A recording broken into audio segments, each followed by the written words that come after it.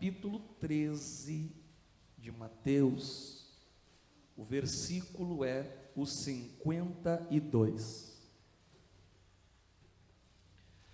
Hoje o tema da mensagem, você que gosta de anotar, são novos olhares para velhos lugares. Repita comigo, diga: novos olhares para velhos lugares. Nós precisamos, irmãos, ter uma nova visão, um novo olhar para coisas na nossa vida que nós já julgamos estarem velhas ou até mesmo ultrapassadas. Às vezes, por nós acharmos que algo está velho, a gente deixa de ter um olhar novo, uma experiência nova a respeito de tal situação. Eu gostaria de dar aqui alguns exemplos, só para você conseguir se situar naquilo que eu quero pregar hoje para vocês. Esses dias eu atendi um jovem aqui na igreja, um jovem assim com um futuro bem promissor. Trabalha numa boa empresa, muito conhecida, um salário bem top já, e ele veio se queixar comigo, que ele andava assim meio desgostoso com a empresa, estava triste com aquela rotina diária. Ele trabalha e por mais que ele ganhe bem, não é a sua área de atuação, e ele então estava pensando em sair dessa empresa. E é claro que eu aconselhei, que era bom antes dele tomar essa decisão, primeiro consultar a Deus, e segundo também já ter algo em vista, porque hoje o emprego não está fácil para ninguém. Mas uma coisa que eu falei com ele e o fez até permanecer no lugar em que ele estava, eu falei assim: irmão, mas é interessante, porque você está olhando para o seu trabalho, que você já está lá há um tempo, ou seja, o seu trabalho antigo, e você está olhando assim com olhos bem pessimistas. Você está tendo um mau olhar para esse seu trabalho, olhando assim de uma forma negativa, até bem intencionado a sair aí da empresa. Agora, eu recebi aqui, falei para ele, na semana passada, eu recebi aqui um outro jovem que veio à igreja, que foi lá na tua firma, para levar um currículo. Aí ele fez uma entrevista, fez ali algumas provas, foi aprovado, mas o nome dele foi para uma lista de outros tantos que também já foram aprovados e estão aguardando, estão à espera. E ele está porque está orando para que ele seja chamado, para que ele seja efetivado, para que ele tenha uma chance de entrar. E olha que se ele entrar, se ele conseguir, ele vai entrar com um salário mínimo, um salário baixo. Você que já está lá há mais tempo, já tem um salário melhor, tem chances de crescimento lá na empresa. Eu falei, mas veja a maneira de olhar como é diferente. Ele que quer entrar, ele olha, ele clama, ele apresenta, ele quer entrar, ele se esforça para entrar, é o que ele quer para ele. Então o olhar dele para essa firma é o melhor que podemos imaginar. E o seu olhar, você que já está lá dentro, já tem um olhar ruim para esse trabalho. Vê como que pode uma mesma situação, mas o olhar é diferente. Então, enquanto um olha aquilo que é novo como uma oportunidade, sabe, de sair do desemprego, de entrar numa boa firma, de ter uma chance de mostrar o seu trabalho, fazer um curso, um aperfeiçoamento e crescer dentro da empresa, você que já está lá dentro, que já vê a empresa como velha, você não consegue enxergar quão bom é esta empresa. E isso fez aquele jovem parar e refletir. Será que nós não cometemos um erro semelhante a esse, irmãos, dentro da nossa casa? De ter em relação à nossa família apenas olhares, sabe, são olhares de lembranças de seus erros passados, de seus costumes passados, de seus vacilos passados, e a gente só tem um olhar antigo sobre coisas antigas. E nós temos que aprender diferentemente, ter um novo olhar para aquilo que é antigo. Esses dias eu atendi um casal. Esse casal precisava muito de ajuda espiritual. O casamento estava em crise, precisando de ajuda urgente. E a gente foi lá, abriu a Bíblia, deu conselhos. E é interessante que quando a gente começou a falar, e dei a eles a oportunidade de que cada um falasse a respeito de si, um trabalho em grupo ali, né? Irmãos, a esposa, quando começou a falar, ela tinha uma visão tão, assim, feia, né? Pastor, que meu marido é isso, é aquilo, ele faz isso, ele fala aquilo e tal. Então, ela lembrava-se de tudo que aconteceu lá atrás e que provocou, que fez culminar naquela situação. Ele também, quando começa a falar, também tinha suas queixas, também tinha ali os seus problemas, também tinha ali as suas lutas, tanto um como também o outro. Bom, depois de tudo, nós aconselhamos, fizemos a oração, eles abriram o coração, Jesus entrou, fez a transformação total, fez ali a obra completa, e após essa obra feita, irmãos, eles hoje estão felizes, hoje estão realizados, estão até pensando agora, irmãos, em ter filhos, sabe, já tem uma criança, já estão lutando agora com planos de ter uma segunda criança, um segundo filho. Eu fico analisando e pensando, bom, imagine esse casal, o cônjuge são os mesmos, né? Muitos problemas dos quais eles enfrentavam, eles continuam enfrentando.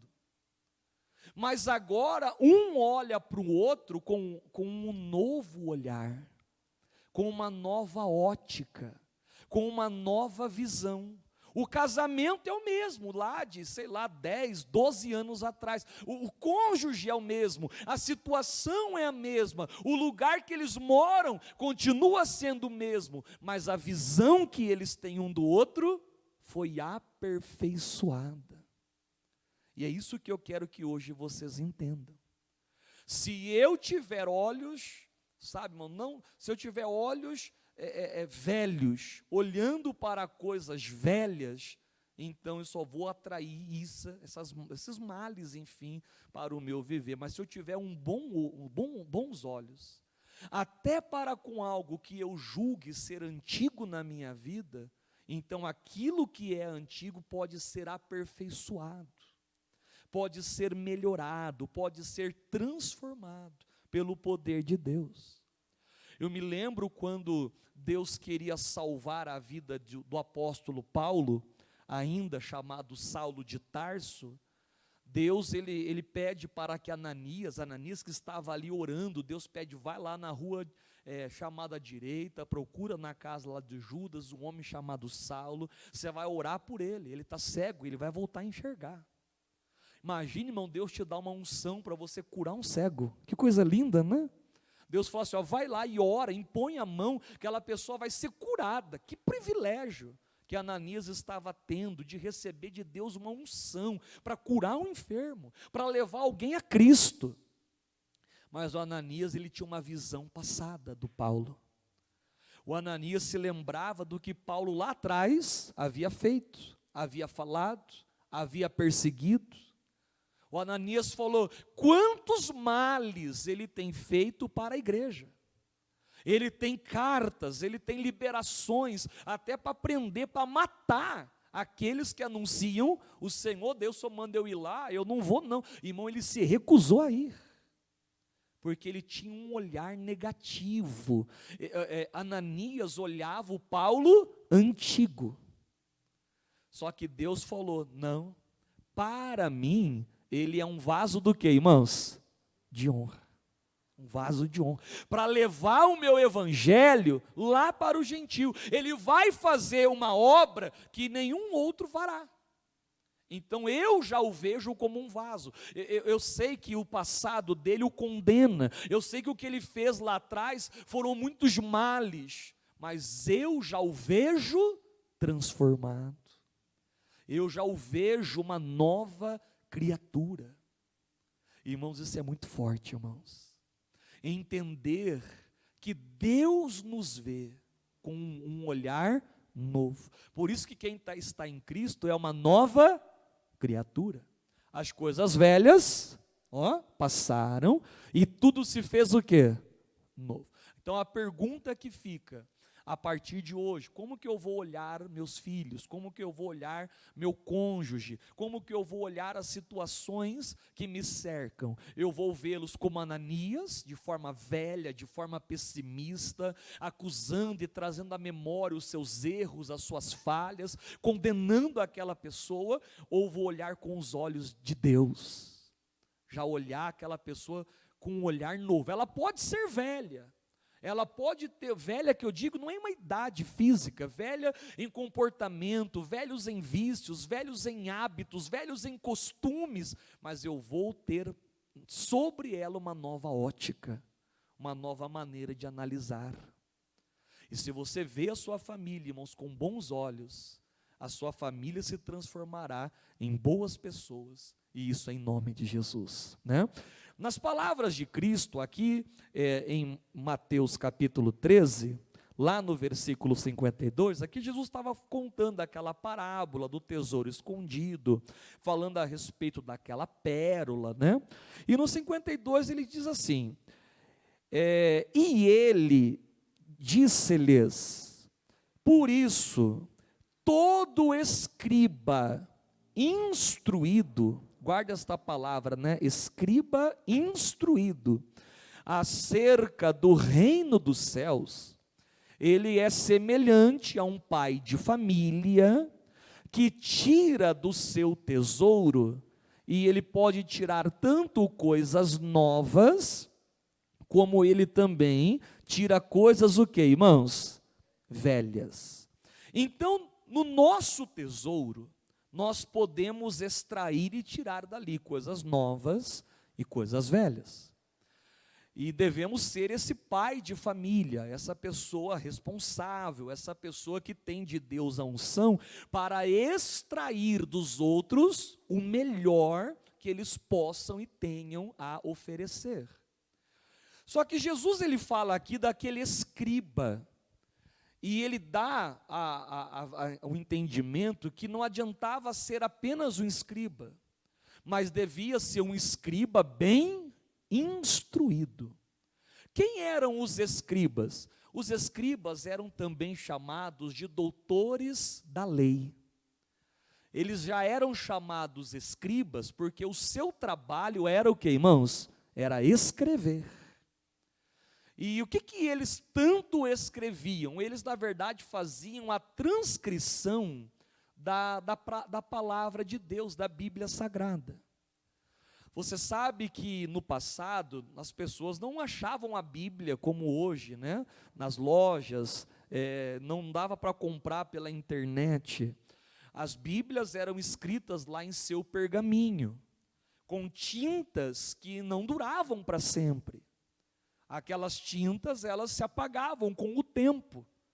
Aquele tecido que usavam, porque era uma espécie de um tecido para escrever, aquilo se envelhecia.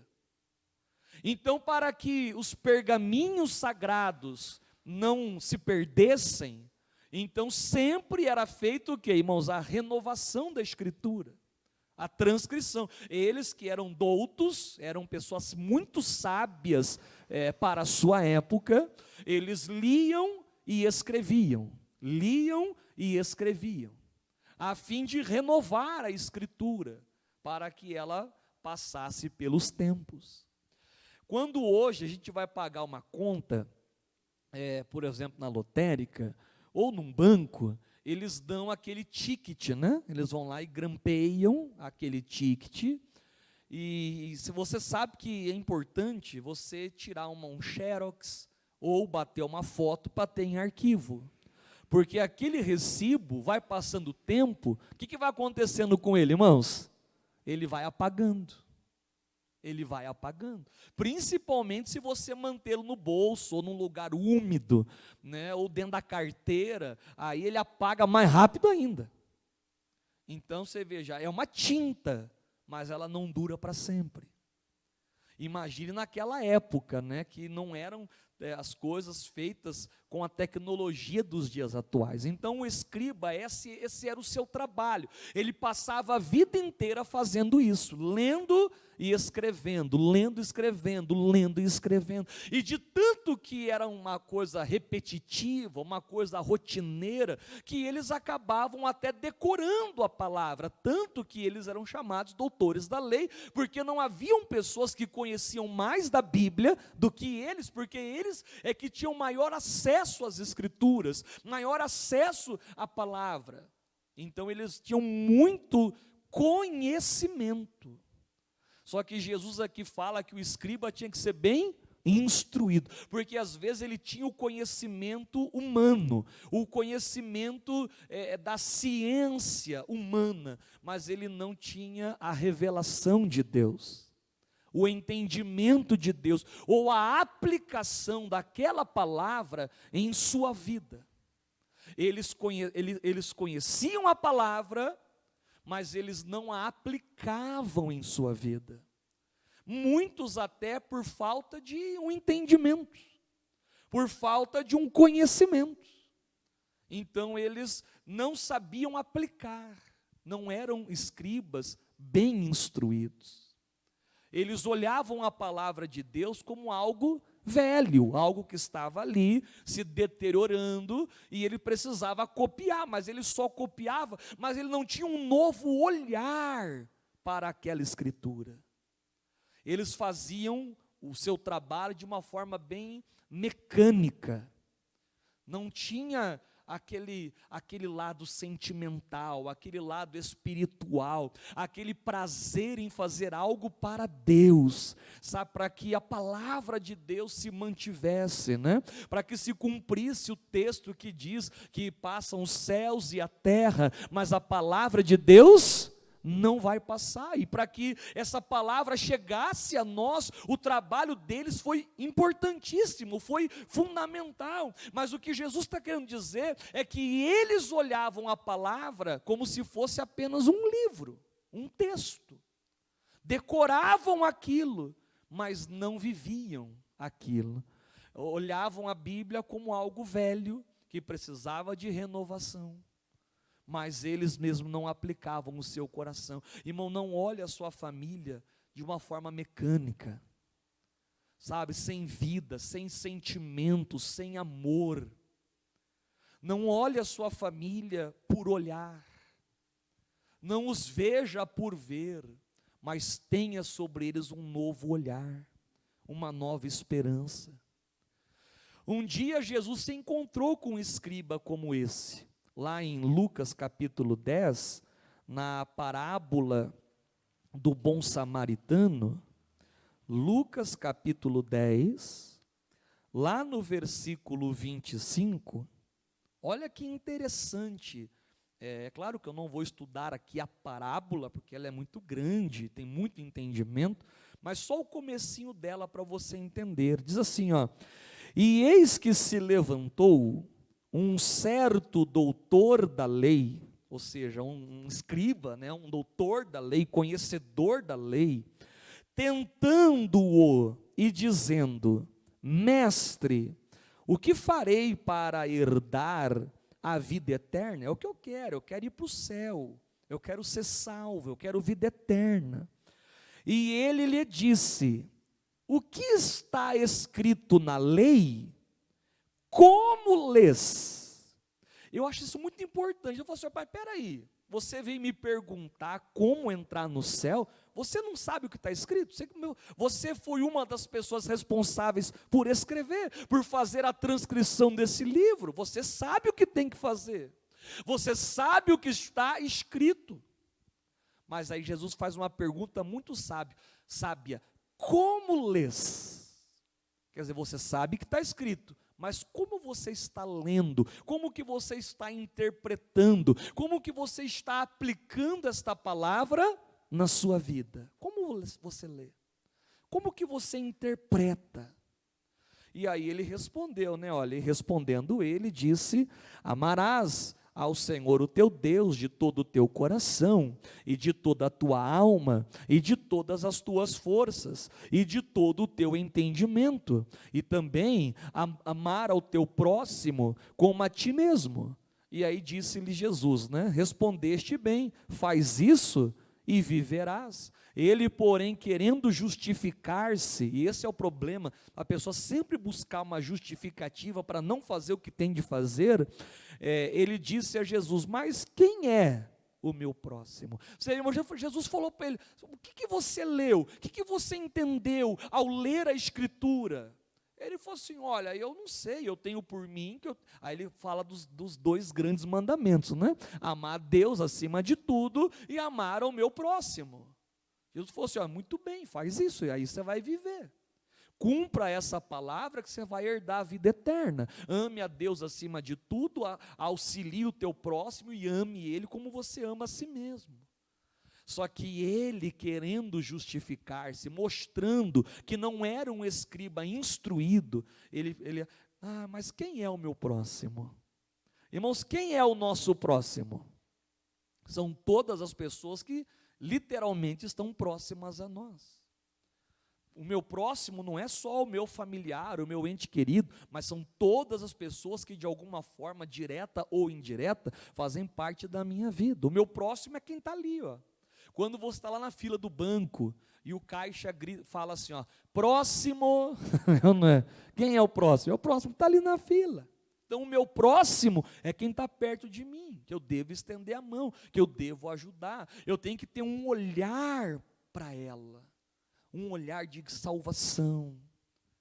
Eu tenho que orar e falar: Deus, eu não quero ser apenas um escriba, de conhecer a letra. Lembra quando Paulo fala que a letra mata, mas o Espírito vivifica? Eu não quero apenas ter o conhecimento da letra, mas eu quero aplicá-la em minha vida, porque aquele que ouve e não cumpre, disse Jesus, que assemelha-se ao homem que foi lá e edificou a sua casa sobre a areia. E eu não quero edificar nada sobre areia, porque nada que se constrói na areia dura para sempre, tudo termina. Eu quero edificar a minha casa, a minha família na rocha eterna, porque essa sim permanecerá para sempre. Diga glória a Deus, irmãos. Só que muitos, ao invés de desejarem serem escribas instruídos, para se tornarem aquele pai de família que disse Jesus, que encontrará no seu tesouro coisas novas e coisas velhas, ao invés dela desejar, sabe, irmãos, literalmente assim, ir a Deus, cavar na palavra de Deus, encontrar ali suas instruções, suas orientações, a sua vontade, ao invés dela desejar isso, alguns não querem olhar o velho. Irmãos, deixa eu te perguntar, a Bíblia é algo novo ou é algo velho? E aí? Ixi, e agora? A Bíblia é nova ou velha? É velha. Veja quantos milhares de anos foi feita. E agora, para aquilo que é velho, eu tenho que ter um olhar novo.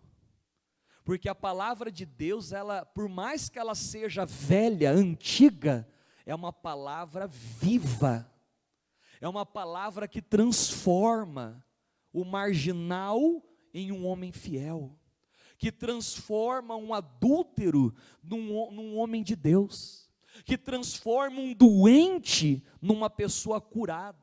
A maior prova que a Bíblia é a palavra de Deus, porque nela contém verdades históricas, científicas, que até hoje, irmãos, a ciência não consegue derrubar as verdades nela escritas. Por isso é que é uma prova para nós, que a palavra de Deus, ela é viva, eficaz, mais penetrante do que qualquer espada de dois gumes, enfim. Então, essa é a palavra de Deus, ela é antiga, mas a minha visão sobre ela é nova. Porque quando eu começo a ler, e ainda que eu leia a mesma mensagem repetidas vezes, o Senhor sempre falará conosco de maneiras diferentes, nos guiará, nos fortalecerá, nos dará conselhos, nos perdoará, mudará a nossa trajetória, vai colocar expectativas a nosso respeito, mas é um olhar novo. Tem pessoas que ela tem um olhar velho sobre a palavra. Não, a palavra é muito antiga. Não, a palavra tem coisas escritas ali, mas são coisas antigas, não são para mim. Ela tem um olhar velho para a palavra. Eu não tenho que ter esse olhar velho. Eu tenho que ter. Tem pessoas, irmãos, que ao invés dela pegar o olhar novo e colocar na palavra de Deus, ela quer procurar uma nova coisa para servir ou para obedecer. Lá em Atos dos Apóstolos, a Bíblia fala sobre os atenienses, Atos 17, versículo 21, isso daqui é muito perigoso. O Paulo estava ali na Tessalônica, né, falando ali com alguns ali daquele local, e é interessante que aqui nesse discurso, ele trata sobre um assunto que é muito importante.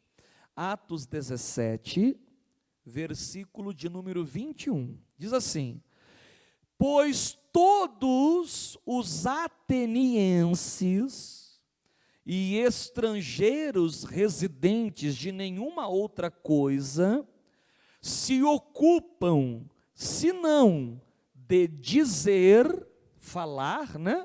E ouvir o que, irmãos? Alguma novidade. Esse aqui é que mora o perigo. Porque alguns só querem falar e ouvirem o que? Novidades.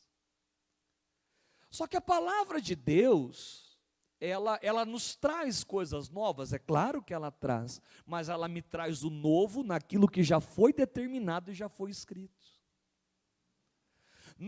Não existe um novo evangelho, não existe, por assim dizer, um novo mandamento, uma nova forma de servir ao Senhor.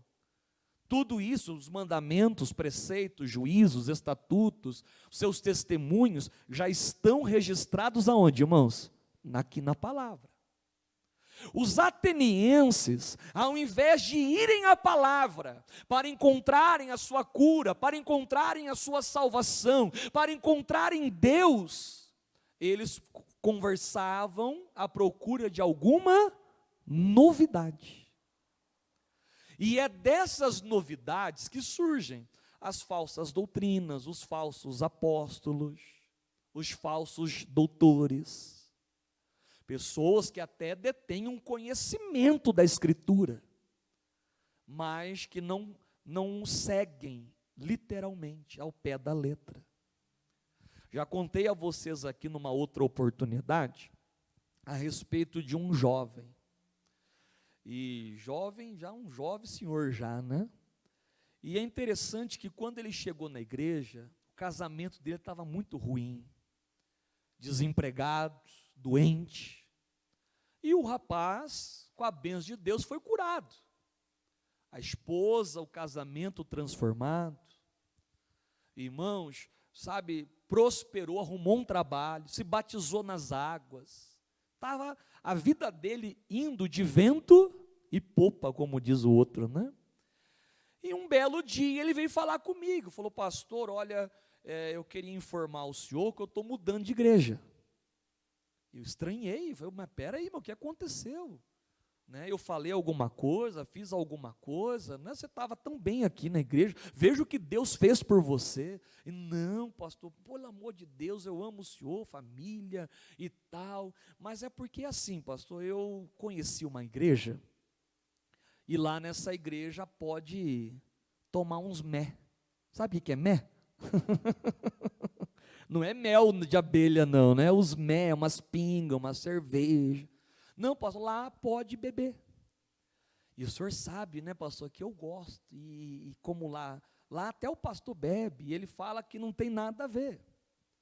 Ele prega que a Bíblia diz que não pode embriagar-se. Então, a partir do momento que eu bebo com certa moderação, ele falou, então não há problema algum. Eu falei, irmão, não seja um ateniense, alguém que fica atrás de uma novidade, de algo que foge do evangelho. Eu falei, irmão, a Bíblia nunca falou sobre isso. Eu falei assim, a Bíblia diz que o vinho é escarnecedor. Você acha que um pouquinho de bebida não faz mal, mas a Bíblia diz que um pouquinho de fermento leveda toda a massa. Eu falei, o senhor me desculpa a minha sinceridade, mas Deus não aprova isso. Não, mas o pastor lá falou. Eu falei, esse é que é o problema, irmãos, que a pessoa que fica atrás de uma novidade, ao invés dela olhar o antigo com bons olhos e novos olhos, ela quer uma coisa nova para si. E nisso ela, irmão, erra. Ele ficou um tempo nessa igreja, e depois ele volta, irmãos, arrebentado. Infelizmente a doença voltou. Aí ele volta para a igreja desempregado. A mulher já tinha picado a mula e ido embora de casa. Levou os filhos, largou ele sozinho na rua. Aí ele voltou lá na igreja. Pastor, o senhor não sabe o que aconteceu. Pastor, ora por mim. Pastor, eu estou voltando para a igreja. Aí a vontade que deu, irmão, na hora que ele falou assim, ora por mim, a vontade que deu foi falar assim, não, vai lá agora e pede oração lá para o pinguço lá, vai lá chorar com ele agora, vai lá beber com ele agora. Você não falou que lá que era bom? A vontade era essa, te juro, irmão. Mas daí a paciência de Deus vem, fala, não, vamos orar, vamos recomeçar, vamos pedir a Deus uma nova oportunidade, uma nova chance. Mas você vê uma pessoa se estrepa na vida, tudo porque, como um ateniense, estar à procura de algo novo. Eu não tenho que procurar algo novo, o que eu tenho é que ter um novo olhar a respeito daquilo que já é velho, a respeito daquilo que não deve se tornar na minha vida uma rotina. É interessante, irmão, vou falar de comida aqui. Quem quer emagrecer, diga amém. Às vezes a gente recebe uma visita na nossa casa, e aí o nosso cônjuge vai lá, geralmente é a esposa, né, que pilota melhor o fogão, né? Aí vai lá, faz aquela janta bem gostosa, aquele feijãozinho, aquele arroz, aquela carne. E aí a visita, na hora que senta e começa a comer, geralmente o que ela faz, irmãos? Ela elogia. Nossa, que tempero gostoso. Nossa, que feijãozinho. Como você temperou? E até que é a receita. Só que para você, que come daquela comida todo dia, para você aquilo já é algo que, irmãos? Normal. Para você aquela comida é velha. Aquela comida você já se acostumou com ela. Você já nem elogia mais. Nem aplaude mais. Né? A gente só reclama quando está ruim, aí reclama, aí nos outros dias que está bom não aplaude. Mas perceba que aquele que olha de fora com um olhar novo a respeito de um tempero, aquele tempero é novo? Não, aquele tempero já é velho. Tanto que você está comendo e para você não tem diferença nenhuma dos dias anteriores. Mas para quem está de fora, tem um olhar de fora, ela sente aquele, ai que delícia. Você fica até envergonhado, você fala, meu Deus, né? Eu deveria falar isso todo dia. Verdade ou mentira, irmãos? Não seja um ateniense, que fica à procura de novas experiências, de novas coisas, coisas que fujam da palavra de Deus, Fuja, irmãos. Fuja desse evangelho fácil que o mundo apresenta, aonde pode fazer tudo, aonde não tem que prestar, sabe, irmãos, resultados, sabe, aonde não tem que falar nada, pode chegar, pode fazer. Esse evangelho fácil espalhado aí fora, que tem gente que só busca facilidade, mas para entrar no céu não tem facilidade. Jesus disse que o caminho é apertado, que a porta é o que, irmãos? É estreita. Para entrar no céu, não pode ser um ateniense. Lá em Gálatas, capítulo 1, Paulo continua falando sobre essa preocupação que ele tinha. Gálatas, capítulo 1. E os amigos aqui, né, da igreja, né, de Gálatas aqui, eles viviam assim numa inconstância muito grande. Então o Paulo, cheio do Espírito Santo, dá a eles um conselho, e é bom a gente observar esse conselho, né? Capítulo 1, verso 6, maravilho-me de que tão depressa, tão rápido, passasseis daquele que vos chamou a graça de Cristo, para o quê, irmãos? Para outro evangelho. Paulo falou, gente, eu não estou entendendo vocês. Como que vocês podem tão depressa mudar, tão repentinamente assim? Vocês que foram chamados, escolhidos para viver uma graça de Deus, para viver a palavra de Deus, o reino de Deus, e agora vocês estão vivendo ou buscando um novo evangelho, uma nova maneira de servir a Deus, uma maneira mais fácil, uma maneira, sabe, que lhe permita tudo. Paulo falou assim, esse maravilhado aqui não era um elogio não, era um espanto. Ele falou, eu não estou conseguindo entender vocês. Vocês receberam o evangelho de Jesus, o evangelho que traz sobre a vida de vocês graça, favor imerecido, e agora vocês estão trocando isso por um outro evangelho. E ele disse mais, o qual não é outro, mas há alguns que vos inquietam e querem transtornar o evangelho de Cristo. E essa escola aqui, irmão, está aberta ainda hoje. Pessoas que querem transtornar, querem causar confusão na mente, querem trazer palavras que contradizem o evangelho, até pegam alguns versículos soltos na Bíblia para querer que esses versículos falem aquilo que eles querem falar, mas quando você lê um contexto, você vê que não é aquilo que Deus quis dizer na sua totalidade. Então, sempre existiram e existirão essas pessoas, né? Mas ainda, aí o Paulo falou assim, olha, mais ainda que nós mesmos, ou ainda um anjo do céu vos anuncie um outro evangelho, além daquele que já vos tenho anunciado, ele seja anátema, amaldiçoado, né? Assim como já vô-lo dissemos agora, e de novo também vô-lo digo. Então eu falei e vou repetir, se alguém vos anunciar um outro evangelho, além do que já recebestes, seja o que, irmãos? Seja anátema. O Paulo falou assim, olha, eu não tenho poder para mudar o evangelho. Vocês já receberam o evangelho de Cristo. Aí o Paulo falou assim, olha, se eu chegar aqui e começar a pregar algo fora daquilo que Cristo ensinou, você tem que considerar anátema, você não tem que receber. E ele ainda vai além quando ele fala até do anjo, né? Imagine que apareça um anjo e fala assim, não, eu vim aqui para alterar o evangelho. Nenhum anjo tem poder para alterar a palavra. Ninguém tem poder. Você sabe que nós não podemos acrescentar um tio. Não podemos remover, irmãos, uma vírgula. A palavra de Deus é a palavra de Deus e pronto.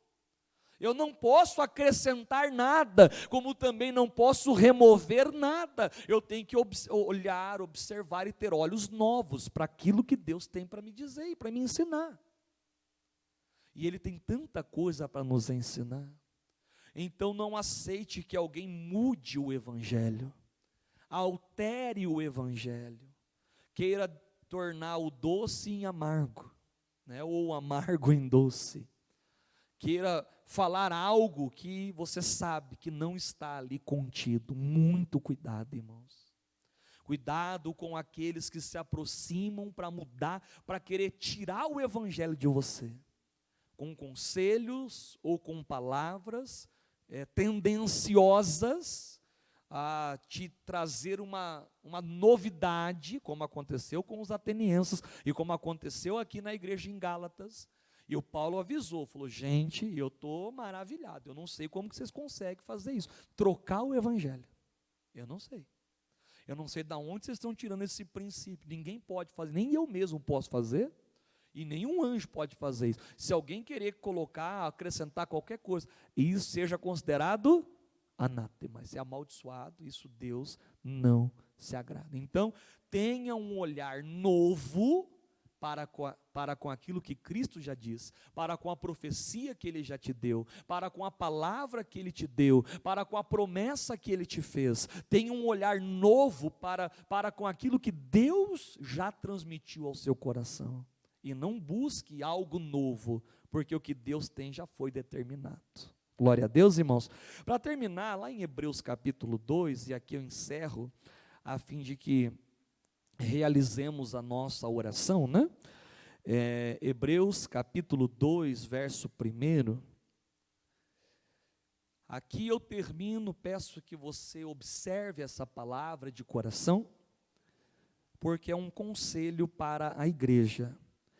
Portanto, convém-nos, e é muito conveniente, sábio da nossa parte, atender, valorizar com mais diligência, com mais cuidado, mais atenção, para as coisas que já temos ouvido. Então, tudo aquilo que você já ouviu, tendo a palavra de Deus como seu manual, a sua regra, a sua fé, né? Então, atente com mais diligência para o que você já tem ouvido. Sabe para quê?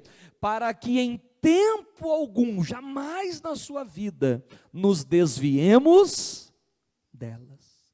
Sabe por que uma pessoa se desvia do Evangelho?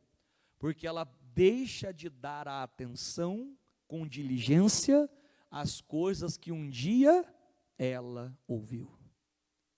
Um dia, um pastor, um homem de Deus, uma mulher de Deus, veio e trouxe a palavra. Ensinou a pessoa a fazer a coisa, deu a ela as instruções, até a chamou para a realização de uma obra, para que ela executasse um serviço, um trabalho, um ministério na obra de Deus. Mas a pessoa deixou de olhar para aquilo, abandonou, e aí ela inevitavelmente, ela acaba se desviando. Quantas pessoas nesta vida já não se desviaram do caminho de Deus? Por quê? Por haverem deixado de olhar com diligência coisas que um dia ela ouviu.